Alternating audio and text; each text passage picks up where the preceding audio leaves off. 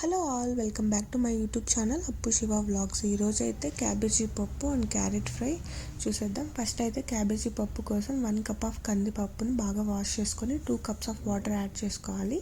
So దాని తర్వాత ఉప్పు, పసుపు, కారం, 1 ఆనియన్, 2 టమాటోస్ అండ్ క్యాబేజీ పప్పు కోసం హాఫ్ క్యాబేజీని ఇలా చిన్నగా పీసెస్గా కట్ చేసుకొని అందులో యాడ్ చేసుకోవాలి.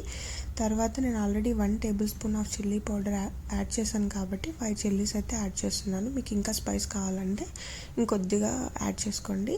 సో దాని తర్వాత కొంచెం చింతపండు, కొరియాండర్ లీవ్స్ యాడ్ చేసి ఇలా తిప్పుకున్న తర్వాత విజిల్ పెట్టే ముందు 1 టేబుల్ స్పూన్ ఆఫ్ ఆయిల్ అయితే యాడ్ చేయండి. సో అప్పుడు ఆయిల్ యాడ్ చేస్తే సో విజిల్ వచ్చేటప్పుడు అందులోని వాటర్ బయటకి రాకుండా ఉంటుంది.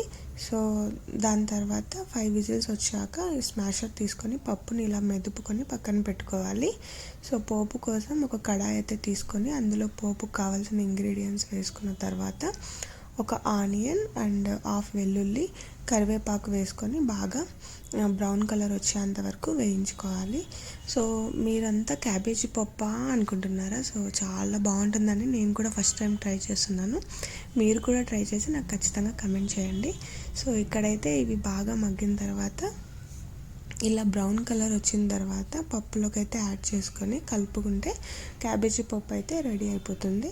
సో అదేవిధంగా క్యారెట్ ఫ్రై కోసం అదే ప్యాన్లో కొద్దిగా ఆయిల్ వేసుకొని పోపుకు కావాల్సిన ఇంగ్రీడియంట్స్ మరీ వేసుకున్న తర్వాత ఇప్పుడైతే 1 ఆనియన్ వేసుకొని తర్వాత కొద్దిగా కరివేపాకు వేసుకొని బాగా వేయించుకోవాలి.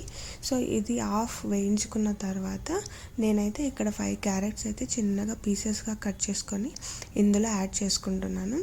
క్యారెట్స్ యాడ్ చేసిన తర్వాత కొద్దిగా ఉప్పు, పసుపు, కారం యాడ్ చేసి మరి ఒక హాఫ్ వెల్లుల్లి యాడ్ చేసి ఇలా బాగా కలుపుకోవాలి.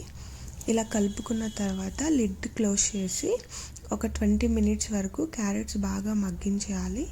తర్వాత మధ్య మధ్యలో ఇలా లిడ్ తీస్తూ కలుపుకుంటూ ఉండాలి, లేదంటే మనకు అడుగు అంటిపోతూ ఉంటుంది. సో ఇలా బాగా మగ్గిన తర్వాత మరి ఒక 5 మినిట్స్ లిడ్ పెట్టి క్లోజ్ చేసి వేయించుకున్న తర్వాత మన క్యారెట్ ఫ్రై అయితే ఈ విధంగా రెడీ అవుతుంది. వీడియో నచ్చినట్టయితే ప్లీజ్ లైక్ చేసి, కమెంట్ చేసి, షేర్ చేసి, సబ్స్క్రైబ్ చేయండి. Thank you, bye.